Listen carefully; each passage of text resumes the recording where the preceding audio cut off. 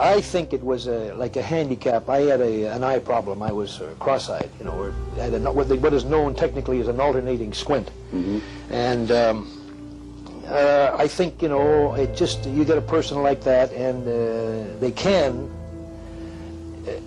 I'm quite sure that in my case that, you know, you'd go to a dance or party and you were self-conscious. And a lot of these athletes, or many good athletes, I think, might have a similar, I wouldn't call it a problem, it might be an asset, in the sense that it drives them in another way, in many cases in sport or the arts. It actually is I look upon that at my age as possibly not a detriment, but an asset, because it will drive a person to the heights that they might never do normally.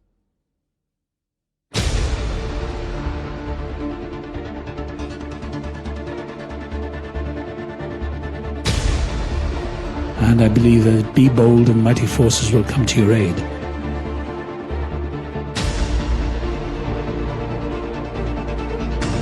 And I believe that about everything. That's what we all do. We get to a certain age, we all stay in our comfort zone with our recliners watching television day and there. It's not worth it. I mean, life's so short. There's such glorious images in the world and such horror as well, that I want to see it all. And so I've moved out of my comfort zone.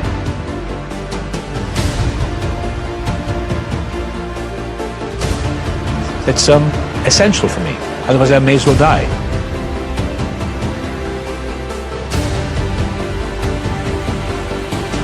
So I've done it, I've broken every rule in the book, and not out of malice or any telling anyone that I'll show you. I did it to show myself.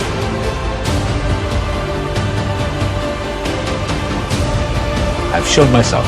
I've looked in the mirror and thought, I'll show you one day. And I've done something completely new. I wrote the music, and I feel limitless. So no matter which route I took, because I cared about all of them, they all led to the same place.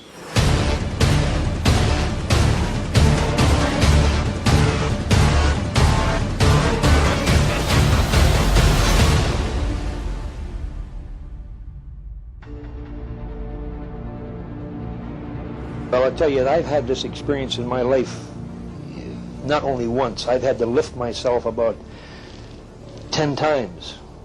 And I know that in my life that I'll have to lift myself 10 times more. And I think I'm not the only one. I think that everybody has to do this. I thought maybe, as the old thing, you're the only one. But the only thing I know about life is that it's a series of lifting yourself up from one year to the next.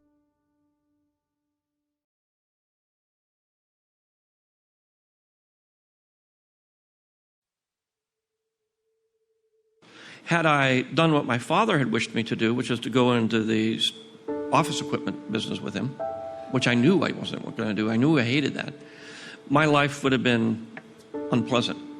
And so I think it's very important not to do what your peers think you should do, not do what your parents think you should do, or your teachers. Do what's inside you.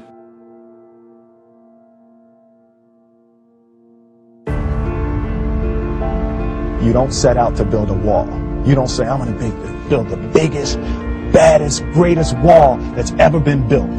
You don't start there. You say, I'm going to lay this brick as perfectly as a brick can be laid. Yeah. And you do that every single day. And soon you have a wall. And soon you have a wall. We have to make our lives, because life is tough. We have to believe in the power of life. Everything I did, I was following something I really cared about, something I loved, something I was passionate about. And I kept following that passion, whether it was cars, whether it was anthropology, whether it was art, photography. And eventually it led me to my huge passion, my real passion, which was making movies, which combined all of those things. Never, ever, ever give up. I think a lot of it comes down to, a lot of people say, you must be a super tough motherfucker and all this other shit. And I think it comes down more to just like how bad you want it. like in life, like if you just want something so fucking bad, like I just remembered like when I was doing the 50-meter underwater swim, it was really hard for me. I'd never been able to do it outside of, you know, SEAL training. And the only 2 times I did it was when I like had to do it, and I just remembered, I was just like, well, I'm just gonna swim until I fucking reach the wall or black out. Like there just wasn't another option. Like I just wasn't gonna quit just because I wanted it so bad. Nobody can guarantee we'll be successful, right? So I think the only thing that can guarantee our success is keep the passion, keep believing the future. This is a natural process of life. It is not a misfortune to have to lift yourself up. It's a thing that takes place as you go through life. And you keep lifting yourself up, and you just continue to lift yourself up as long as you can, as long as you're alive. That's the only way that I can see it.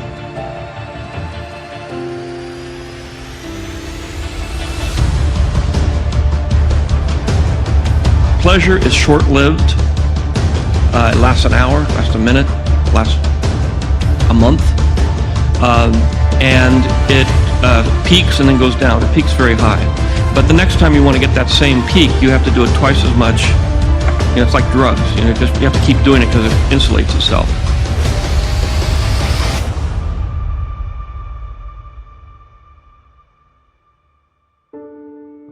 On the other hand is joy, and joy is a thing that doesn't go as high as pleasure in terms of your emotional reaction, but it stays with you.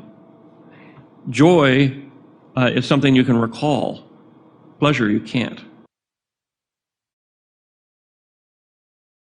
The secret is that even though it's not as intense as the pleasure, the joy will last you a lot longer. Everybody has talent, and it's just a matter of moving around until you've discovered what it is. A talent is a combination of something you love a great deal, that's something you can lose yourself in, something you start at 9 o'clock. Look up from your work and it's 10 o'clock at night.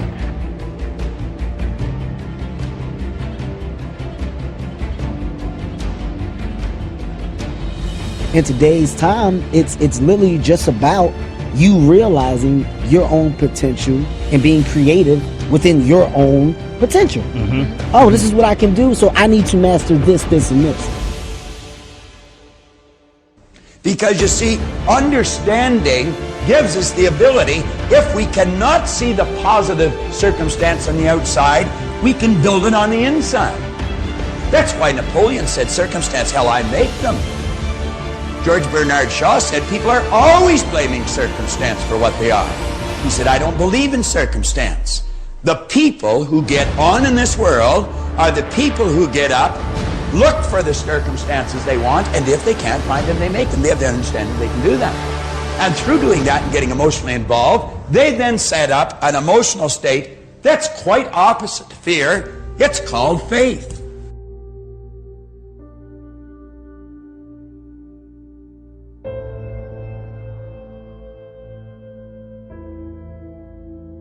But I haven't met anybody here at the Academy or anywhere else that hasn't been able to describe years and years and years of very, very difficult struggle through the whole process of achieving anything whatsoever.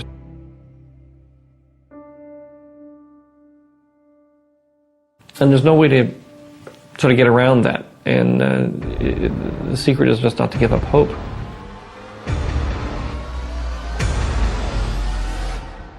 And it's very hard not to.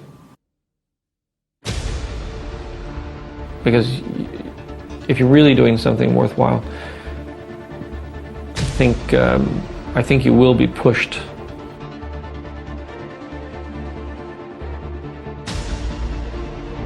to the brink of hopelessness before you come through the other side.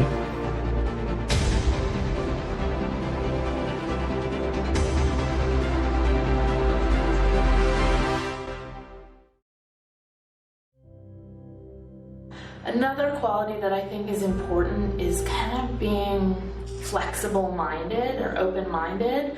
I'm not saying you shouldn't have a vision for your idea or your product, but you need to be open to changes.